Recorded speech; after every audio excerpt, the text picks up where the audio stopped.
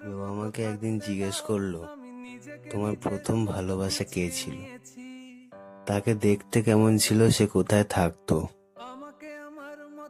আমি বললাম, সে হয়তো দেখতে অন্যের চোখে সুন্দর ছিল না, কিন্তু আমার কাছে ছিল স্বর্গ থেকে নামা এক পরী। সে হয়তো আমাকে চেনেও না, জানে না আমি কে, তবু তাকে এক ঝলক দেখার জন্য কখনো দিন, সপ্তাহ, এমনকি মাস অপেক্ষা করেছি। সে হয়তো অন্য কাউকে ভালোবাসে, হয়তো সে আজ অন্য কারোর, কিন্তু স্বপ্ন তো জানে না কোনটা সত্যি আর কোনটা মিথ্যে। সে তো তাকেই নিজের মনে করে। সে চোখ খুললে যেন সূর্যোদয় হয়, সে হাসলে যেন ভরে যায় ফুলের বাগান, সে পা ফেললে বয়ে যায় যেন বাতাস।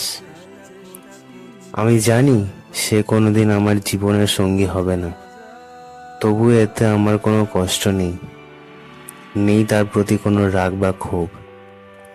আছে এক নিঃশব্দ অপেক্ষা, আছে না বলা হাজারো কথা, আর না পাওয়ার মধ্যেও এক অদ্ভুত শান্তি। তাকে সুখে দেখে নিজেকে দূরে রাখাটাই হয়তো ভালোবাসার সবচেয়ে বড় প্রমাণ।